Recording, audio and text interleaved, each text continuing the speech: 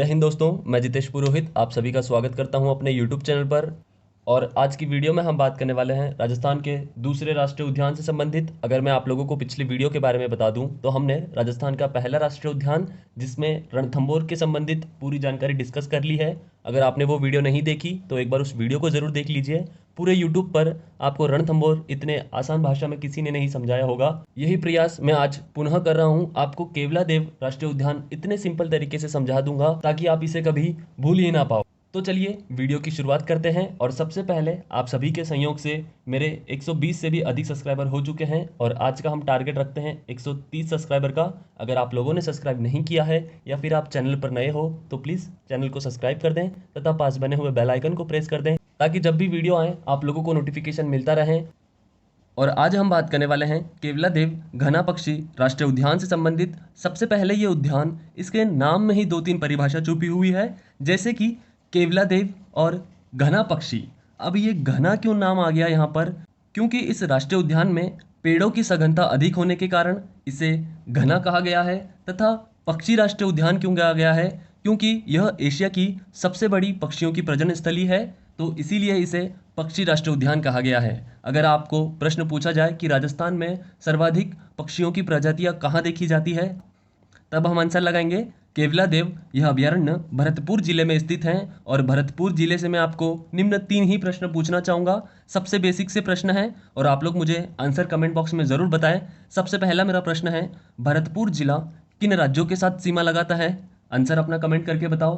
तथा उसके बाद दूसरा मेरा प्रश्न है, भरतपुर का जो दुर्ग बना है इसका निर्माण किसने किया था? कमेंट करके जरूर बताइए। तथा तीसरा और महत्वपूर्ण प्रश्न, भरतपुर के जो प्रसिद्ध राजा हुए हैं महाराजा सूरजमल जाट, और इन सूरजमल जाट को ही जाटों का अफलातून कहा जाता है तथा उसके साथ साथ इन्हें जाटों का प्लाटो कहा जाता है। लेकिन मैं आपसे एक प्रश्न पूछना चाहूंगा, सूरजमल ने 1747 में राजमहल के युद्ध में कौन से शासक की सहायता की थी? राजमहल का युद्ध आप सभी को पता होगा। राजमहल का युद्ध, इस युद्ध के बाद ही जयपुर में सरगासूली का निर्माण किया जाता है। सरगासूली जिसे ही ईसर लाट कहा जाता है।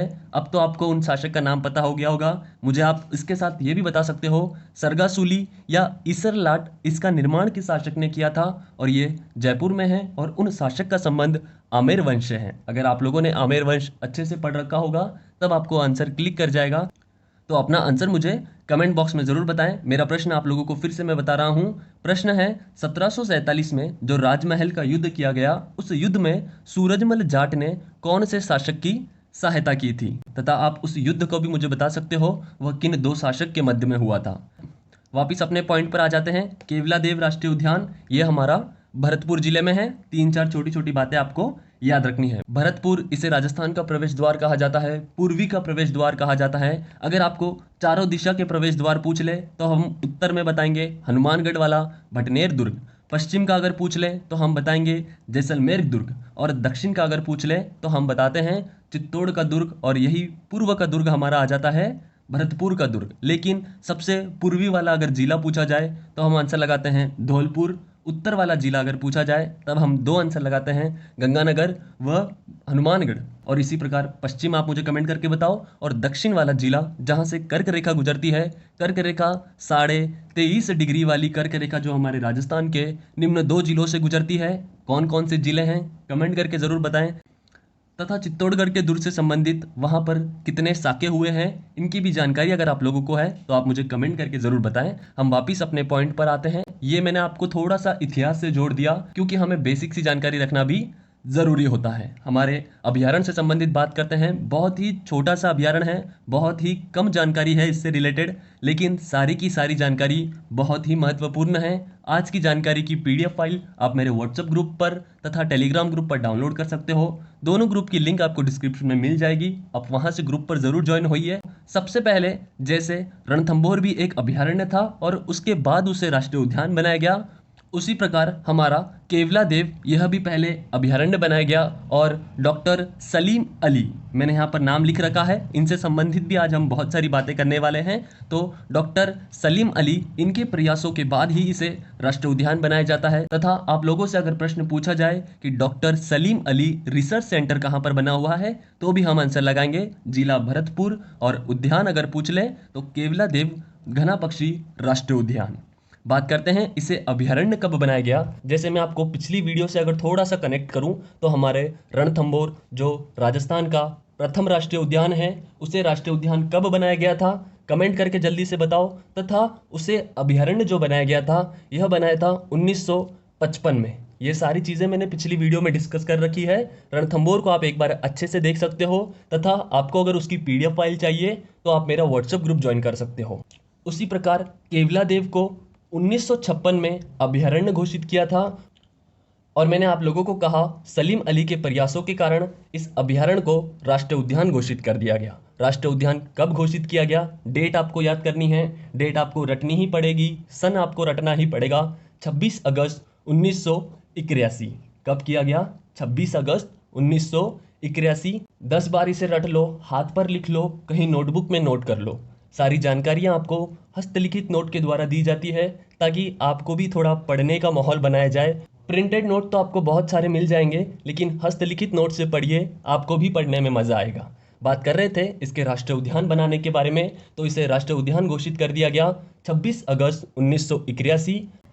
अब आगे मैंने नोट लगा रखी है। इस नोट में आपको क्या लिखना है, जैसे मैंने आपको पिछली वीडियो में बताया था कि राजस्थान का पहला राष्ट्रीय उद्यान बनाया है रणथंभौर को। ये बात आपको याद रखनी है। राजस्थान का पहला राष्ट्रीय उद्यान रणथंभौर, राजस्थान का दूसरा राष्ट्रीय उद्यान हमारा केवला देव, तथा राजस्थान का तीसरा राष्ट्रीय उद्यान वो बनाया है हमारा मुकुंदरा हिल्स। इसे हम कल की वीडियो में डिस्कस करने वाले हैं। आज हम पूरा केवला देव से बारे में बात करने वाले हैं।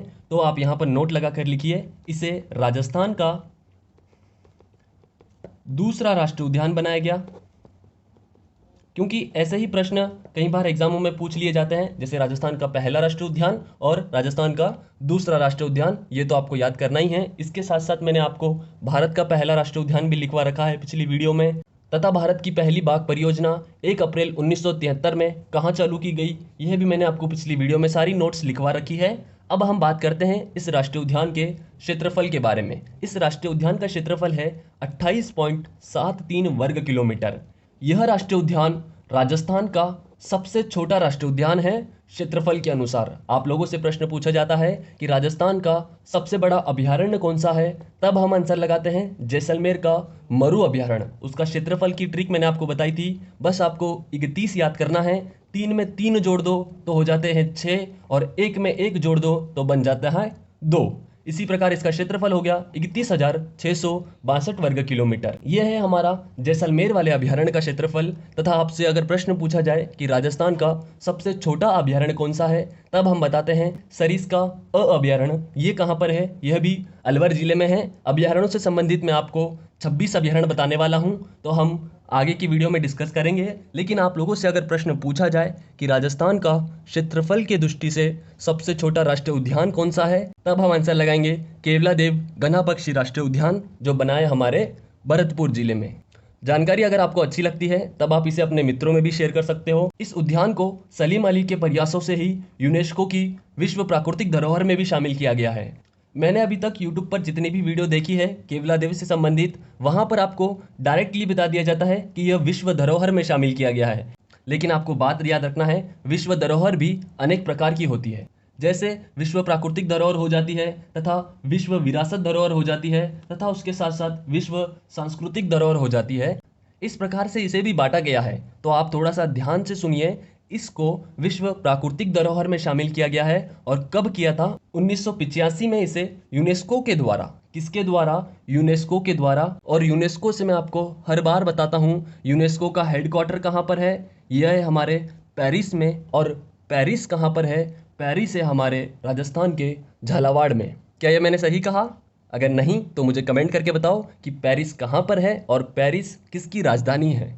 कमेंट करके ज़रूर बताएं। थोड़ा विश्व से संबंधित भी आपको जानकारी देने का मैं प्रयास करता हूं। जितना भी मेरे से होता है वीडियो से संबंधित मैं चीज़ों को जोड़ता चलता हूं, ताकि हम जो लिंकिंग स्टडी कर रहे हैं उसे और भी अच्छे तरीके से कर सकें। मेरा प्रश्न आप लोगों से है कि पेरिस किस देश की राजधानी है? अपना आंसर मुझे कमेंट बॉक्स में ज़रूर बताएं। अभी तक जो हमने देखा ये आपको समझ में आ गया होगा। अब इसे किस प्रकार से याद करना है, एक शॉर्ट ट्रिक आप लोगों को बताता हूं। सबसे पहले याद करना है 1956। 1956 में क्या किया गया? इसे अभयारण्य बनाया गया। जिला तो आप सभी को याद हो ही गया होगा, यह भरतपुर जिले में है, क्योंकि मैंने ही इसे 10 से 20 बार सुना दिया आप लोगों को। तो अब ये चीज़ आपके माइंड में सेट हो गई होगी। उसके बाद हमें कौन सी तिथि याद रखनी है? 26 अक्टूबर 1981।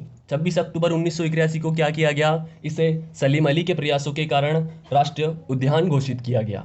उसके बाद हमें और क्या चीज़ याद रखनी है? यह राजस्थान का दूसरा राष्ट्रीय उद्यान है। अटेंशन प्लीज, एक बात समझिए, यहाँ पर बाघ परियोजना नहीं चलाई गई है। जब मैंने आपको कल पढ़ाया था कि राजस्थान का पहला राष्ट्रीय उद्यान जो रणथंभौर है, यहाँ पर बाघ परियोजना चालू की गई थी। कब बताई थी? सन मुझे कमेंट करके बताओ। तथा भारत सरकार के द्वारा बाघ परियोजना कब चालू की गई थी? आप मुझे कमेंट करके जरूर बताएं। यहाँ पर बाघ परियोजना नहीं चालू की गई है। 1981 इसे राष्ट्रीय उद्यान घोषित कर दिया गया था। यह राजस्थान का दूसरा राष्ट्रीय उद्यान है। उसके बाद आपको एक और बात याद रखनी है, 1985। 1985 में क्या किया गया? इसे यूनेस्को के द्वारा विश्व प्राकृतिक धरोहर में शामिल किया गया। मैं आपको बहुत अच्छे से समझा दूंगा। विश्व विरासत धरोहर तथा विश्व सांस्कृतिक धरोहर, ये अलग अलग प्रकार की धरोहरें होती हैं। जैसे यूनेस्को ने हमारे 6 दुर्ग को अलग शामिल किया गया है, तथा जयपुर के परकोटे को भी शामिल कर लिया गया है। आप मुझे कमेंट करके बता सकते हो, यूनेस्को ने हमारे जो 6 दुर्ग को अपनी लिस्ट में शामिल किया गया है, यह कौन से सन में किया था? तथा आपको उन 6 दुर्गों का नाम अगर याद है तो अपना कमेंट जरूर रखिए। मैं भी तो देखूं अपने साथ कितने विद्वान लोग पढ़ रहे हैं। अगर आपको जानकारी अच्छी लगती है तब आप इसे अपने मित्रों में शेयर करते रहिए। बात करते हैं इसी प्रकार अभी तक की जानकारी आप इन 3 तारीखों से याद रख सकते हो। बात करते हैं थोड़ा सा सलीम अली के संबंधित, क्योंकि इनके प्रयासों से ही तो इसे राष्ट्रीय उद्यान बनाया गया। इन्होंने इतनी यहाँ पर मेहनत की कि इसे यूनेस्को की विश्व प्राकृतिक धरोहर में भी शामिल किया गया। सलीम अली कौन थे? तो यह पक्षी विशेषज्ञ थे। इनका जो पोस्टिंग थी, या फिर हम ऐसे कह सकते हैं इनकी जो कर्म स्थली थी, यह हमारा भरतपुर का केवलादेव अभयारण्य रहा है। तथा इन्होंने ही पक्षियों से संबंधित एक पुस्तक लिख रखी है। उस पुस्तक का नाम भी आपको याद रखना है, क्योंकि एग्जाम में कई बार पूछा जा चुका है कि सलीम अली के द्वारा कौन सी पुस्तक लिखी गई है। तो उस पुस्तक का नाम है द बर्ड पैराडाइज। क्या नाम है? The bird paradise. ये नाम आपको याद रखना है, तथा आप इस नाम को कहीं नोट कर ले अपने पास और इसे निरंतर पढ़ते रहें। उसके बाद बात करते हैं सलीम अली से संबंधित। तो सलीम अली का रिसर्च सेंटर ये भी यहीं पर बना हुआ है, और सलीम अली की कर्मस्थली यह भी केवलादेव राष्ट्रीय उद्यान को ही माना जाता है। ये सारी चीज़ें आपको सलीम अली से संबंधित याद रखनी है। अब ये तो था हमारा ट्रेलर। हमें कौन कौन सी जानकारी इनसे संबंधित जो रटनी ही पड़ेगी वो आपको याद कर लेना है। इन सन आपको याद कर लेने हैं, 56, 81, 85। याद कैसे नहीं होते, मेरे साथ याद करो। 56, 81, 85, 56, 81, 85। इसी प्रकार से आप भी इन्हें रटते रहिए, एक ना एक दिन आपको याद जरूर हो जाएंगे। उसके बाद हम बात करते हैं यहाँ पर इस अभयारण्य को प्रसिद्ध बनाने वाली कौन कौन सी चीज़ें हैं। तो सबसे पहले मैं आपको ड्राइंग के माध्यम से समझाना चाहूँगा, क्योंकि यही सिंपल तरीका होता है सभी को समझाने का। तो आपको एक चीज़ याद रखना है, यह तो हो गया हमारा केवलादेव अभयारण्य, और इस अभयारण्य में एक बांध बना हुआ है। जैसे आप लोगों को बांधों से संबंधित बहुत सारे प्रश्न पूछ लिए जाते हैं, 4 प्रश्न मैं भी पूछना चाहूँगा। सबसे पहले मेजा का बांध कहाँ बना हुआ है? कमेंट करके बताओ। लास्ट ईयर 2018 में पूछा गया प्रश्न है। तथा उसके बाद राजस्थान का मिट्टी से बना हुआ बांध कौन सा है? राजस्थान का सबसे बड़ा बांध कौन सा है? राजस्थान का सबसे लंबा बांध कौन सा है? और राजस्थान का सबसे ऊंचा बांध कौन सा है? ये चारों बांध आपको कंठस्थ याद होने चाहिए। लेकिन भरतपुर का जो राष्ट्रीय उद्यान है, यहाँ पर कौन सा बांध बना हुआ है? तब आपको याद रखना है, यहाँ पर एक बांध बना हुआ है जिसका नाम है अजान बांध। कौन सा बांध? अजान बांध। यह भरतपुर में बना हुआ है। यहाँ पर इस बांध की मदद से जल आपूर्ति की जाती है। ये सारी चीज़ें आपको याद रखनी है। लेकिन एक और वर्तमान में जो चीज़ आपको याद रखनी है, अजान बांध से तो पहले जल आपूर्ति की जाती थी, लेकिन अब यहाँ पर पानी की कमी हो चुकी है। तो वर्तमान में जो केवलादेव अभयारण्य है, यहाँ पर जल की आपूर्ति की जाती है चंबल नदी के पानी से। किससे की जाती है? चंबल नदी के पानी से यहाँ की जल की आपूर्ति की जाती है। अगर प्रश्न पूछा जाए यहाँ पर कौन सा बांध बना हुआ है, तब हम बताएंगे अजान बांध। लेकिन वर्तमान में कहाँ से जल की आपूर्ति होती है, तो हम बताएंगे चंबल नदी के द्वारा। उसके बाद आपको याद रखना है इस अभ्यारण्य का मुख्य आकर्षण क्या है। यहाँ पर पर्यटक, यहाँ पर विदेशी पर्यटक क्यों आते हैं, किन कारणों से यहाँ पर आते हैं, तब आपको एक बात याद रखनी है। यहाँ पर रूस से एक पक्षी उड़कर आता है जो हमारे भरतपुर में केवलादेव उद्यान में अपना प्रजनन करता है। क्योंकि रूस में उसके प्रजनन के हिसाब से परिस्थितियां नहीं होती है, तो ये हमारे यहाँ पर आकर प्रजनन करता है। अब ये मुख्यतः कहाँ का पक्षी है, और सभी के मन में एक बात आ रही होगी इस पक्षी का नाम क्या है। तब मैं आपको इसका नाम बताना चाहता हूँ, साइबेरियन सारस पक्षी। क्या नाम कहा मैंने आप लोगों से? साइबेरियन सारस पक्षी। 10 बार याद करो, याद कैसे नहीं होता। साइबेरियन सारस, साइबेरियन सारस, साइबेरियन सारस। कहाँ से आता है? तो ये पक्षी आता है रूस से। कहाँ से आता है? रूस से ये पक्षी उड़कर आता है। रूस से मैं आपको एक प्रश्न पूछना चाहूँगा।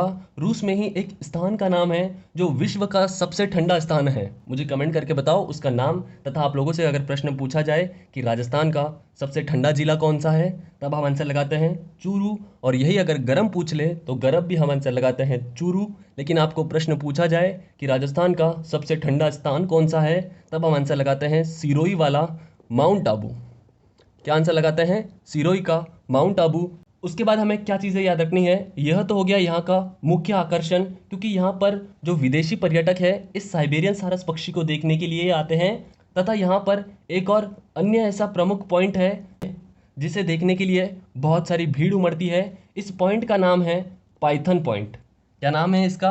पाइथन पॉइंट इसका नाम है। और पाइथन पॉइंट से हम क्या देख सकते हैं? अजगरों को देख सकते हैं। किन्हें देख सकते हैं? अजगर, सांपों को देख सकते हैं जो अपने शिकार को पूरा निगल जाते हैं, उन्हें ही हम यहाँ पर देख सकते हैं। पाइथन पॉइंट अगर आप लोगों से पूछा जाए कि कौन से अभ्यारण्य में है, तब हम बताएंगे यह हमारे केवलादेव उद्यान में है जो भरतपुर जिले में बना हुआ है। उसके बाद हमें याद रखना है इसे घना जो कहा गया है, पेड़ों की सघनता के कारण इसे घना कहा गया है। तो कौन से पेड़ हैं जो यहाँ पर सर्वाधिक पाए जाते हैं?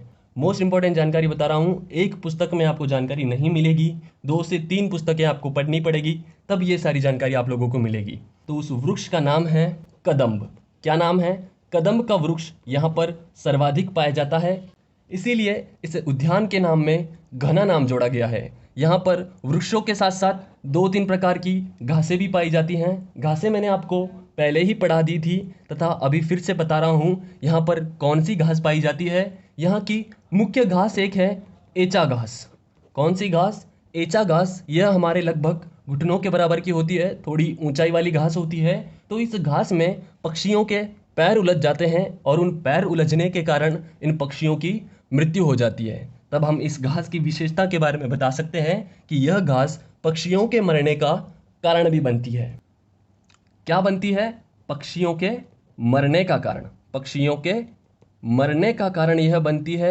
और क्यों बनती है? क्योंकि इसकी ऊंचाई थोड़ी अधिक होती है और यहाँ पर पक्षियों के पैर उलझ जाते हैं, इस कारण इनकी मृत्यु हो जाती है। उसके बाद हमें क्या याद रखना है? यहाँ पर ही एक होटल भी बनाया गया है जो उद्यान के अंदर तो नहीं है, लेकिन उद्यान से पास में ही बनाया गया है पर्यटकों के लिए। विदेशी पर्यटक जो आते हैं वो यहाँ पर स्टे कर सकते हैं। अगर आप लोग भी जाते हो तो स्टे ज़रूर करें वहाँ पर। लेकिन आपको बात क्या याद रखनी है, यह जो होटल है, यह होटल हमारे आरटीडीसी के द्वारा बनाई गई है। किसके द्वारा बनाई गई है? आरटीडीसी के द्वारा बनाई गई है। इसका फुल फॉर्म आप सभी को पता है, राजस्थान पर्यटक विकास निगम। आप मुझे आंसर बताओगे अपना कमेंट बॉक्स में कि इसकी स्थापना कब की गई थी और इसका कार्य क्या होता है राजस्थान में। तो अपना आंसर मुझे ज़रूर कमेंट करके बताएं। आप लोगों को प्रश्न समझ गए? आप मुझे बताने वाले हो आरटीडीसी की स्थापना कब हुई और आरटीडीसी का राजस्थान में कार्य क्या होता है। बात करते हैं आरटीडीसी ने यहाँ पर कौन सी होटल बना रखी है। उस होटल का नाम आपको क्यों याद रखना है? क्योंकि लास्ट ईयर परीक्षा में एक बार आरटीडीसी के द्वारा ही बनाई गई होटल थी, उसके संबंधित एक प्रश्न पूछा गया था कि यह कौन से जिले में स्थित है। तो इसीलिए आपको याद रखना है आरटीडीसी के द्वारा केवलादेव राष्ट्रीय उद्यान के पास में एक होटल बनाई गई है। इस होटल का नाम है होटल सारस। क्या नाम है? होटल सारस। नाम आपको याद रख लेना है। अब सारस नाम आप याद कैसे करोगे? भरतपुर में कौन सा पक्षी उड़कर आता है? साइबेरियन सारस पक्षी यहाँ पर उड़ के आता है, साइबेरियन सारस। पीछे का सारस आपको याद रखना है। सारस से ही यहाँ पर कौन सी होटल बनी हुई है? सारस होटल बनी हुई है, और यह होटल आरटीडीसी के द्वारा बनाई गई है, राजस्थान पर्यटन निगम के द्वारा बनाई गई है। ये बातें आपको याद रखनी है। उसके बाद कुछ छोटी सी जानकारी और है जो आपको मैं बता देता हूँ। 7 मिनट की और वीडियो रहेगी, वीडियो को ध्यानपूर्वक सुनिए। तथा उसके बाद हमें एक बात और याद रखनी है, इसी के सामने ही एक पार्क भी बना हुआ है, उस पार्क का नाम याद रखिए। क्या पता अगली बार एग्जाम में पूछ लें, क्योंकि केवलादेव कौन से जिले में है यह तो 99.99% बच्चों को पता है। लेकिन अगर आपको इस पार्क का नाम अगर पूछ लिया कि यह पार्क कौन से जिले में बना है, तब आपको कहीं ना कहीं ये चीज़ नहीं पता होगी। इस पार्क का नाम है विश्व प्रिय शास्त्री पार्क। क्या नाम है इसका? विश्व प्रिय शास्त्री पार्क इसका नाम है। ये बात आपको याद रखनी है। कौन सी बात आपको याद रखनी है? कि केवलादेव के सामने ही एक पार्क बनाया गया है। इस पार्क का क्या नाम है? विश्व प्रिय शास्त्री पार्क। बातें याद हो जाएगी आपको। अब बात करते हैं इससे संबंधित जो इम्पोर्टेंट सी छोटी मोटी जानकारियां हैं। जैसे यहाँ पर लगभग 250 से 300 प्रकार के पक्षियों की प्रजातियां पाई जाती है, जिसमें से 150 से भी अधिक प्रजातियां यह विदेशी पक्षियों की होती है। इसी कारण यहाँ पर विदेशी जो पर्यटक है यह भी बहुत आते हैं, और हमारे स्थानीय लोग भी यहाँ पर अधिक मात्रा में जाते हैं। और आपको एक बात याद रखनी है, 250 से 300 प्रकार की प्रजातियां होने के कारण यह एशिया की, कौन सी? एशिया की सबसे बड़ी पक्षियों की प्रजनन स्थली है। कौन सी स्थली है? प्रजनन स्थली है। एग्जाम में कई बार प्रश्न पूछा जा चुका है कि एशिया की सबसे बड़ी प्रजनन स्थली कौन सी है, तब हम आंसर लगाएंगे केवलादेव, जो हमारा भरतपुर में स्थित है। आप सभी को जानकारी अच्छे से दिख रही होगी। आप चाहो तो स्क्रीनशॉट ले सकते हो या फिर व्हाट्सएप ग्रुप ज्वाइन कर सकते हो, वहां पर मैं आपको बहुत अच्छे से ये जानकारी प्रोवाइड करवा दूंगा। तथा उसके बाद एक बात और आपको याद रखनी है, एक मोस्ट इंपॉर्टेंट प्रश्न पूछा जाता है कि केवलादेव राष्ट्रीय उद्यान यह कौन से एनएच पर बना हुआ है। आपके ये मन में प्रश्न आ चुका होगा कि इसके संबंधित जानकारी क्यों नहीं दी, तो आप लोगों को याद रखनी है केवलादेव उद्यान यह NH 21 पर बना हुआ है। किस पर बना हुआ है? NH 21। NH 21 यह जयपुर से आगरा का मार्ग है। आप सभी को पता है गोल्डन ट्रायंगल, इसमें कौन कौन से नाम आते हैं गोल्डन ट्रायंगल में? एक नाम आता है राजस्थान के जयपुर जिले का, दूसरा नाम आता है आगरा का, और तीसरा नाम आता है यह हमारी दिल्ली का। किसका नाम आता है? दिल्ली का नाम आता है। इससे संबंधित भी मैं आप लोगों को अगर जानकारी दे दूं तो जयपुर से आगरा यह है NH 21, और यहाँ पर आता है हमारा भरतपुर उद्यान। ये बात आपको याद रखनी है। और अगर इससे भी आगे वाला प्रश्न अगर आपको पूछ ले कि आगरा से दिल्ली वाला जो रास्ता है यह कौन सा NH है, तब हम बताएंगे यह NH 44 है। और दिल्ली से जयपुर वाला अगर आपको पूछ ले तब हम बताएंगे यह NH 48 है। ये तीनों नाम आपको याद रखने हैं, NH 44, NH 48 और NH 21। NH 21 पर ही हमारा यह उद्यान बना हुआ है। यहाँ से आपका ये प्रश्न भी क्लियर हो गया होगा। ये थी आज की छोटी सी वीडियो आप लोगों के लिए। वीडियो कैसी लगी कमेंट करके ज़रूर बताएं, तथा आपका कोई सजेशन हो, वीडियो अच्छी लगी नहीं लगी, और जो भी प्रश्न मैंने मौखिक रूप से आप लोगों को पूछे हैं उनका आंसर आप मुझे कमेंट करके ज़रूर बताएं। मैं हर एक का रिप्लाई करूंगा। आप लोगों ने जानकारी सही बताई तो मैं आपको अप्रिशिएट भी ज़रूर करूंगा, और अगर कहीं आपकी गलती हुई है तो मैं वहां पर आपको अच्छे तरीके से समझाने का भी प्रयास करूंगा। और आज का हमारा टारगेट था 130 सब्सक्राइबर का। अगर आप लोगों ने अभी तक सब्सक्राइब नहीं किया है तो सब्सक्राइब ज़रूर कर लें, तथा जानकारी अगर आप लोगों को अच्छी लगी है तब आप इसे अपने 5 मित्रों में शेयर कर सकते हो, तथा 3 ग्रुप्स में शेयर कर सकते हो, ताकि मुझे भी हौसला मिलता रहेगा। और कल की वीडियो में हम बात करने वाले हैं मुकुंदरा हिल से संबंधित, और कल रविवार होने के कारण हर रविवार को हमारे व्हाट्सएप ग्रुप पर एग्ज़ाम रखी जाती है। छोटी सी टेस्ट होती हैं 10 से 15 प्रश्नों की, जिसमें बहुत सारे विद्यार्थी, लगभग 50 से भी अधिक विद्यार्थी जो भाग लेते हैं बढ़ चढ़कर। आप भी व्हाट्सएप ग्रुप ज्वाइन करिए और कल की एग्ज़ाम को देना मत भूलिए। तो आज की वीडियो मैं यहीं पर समाप्त करता हूँ। जय हिंद, जय भारत।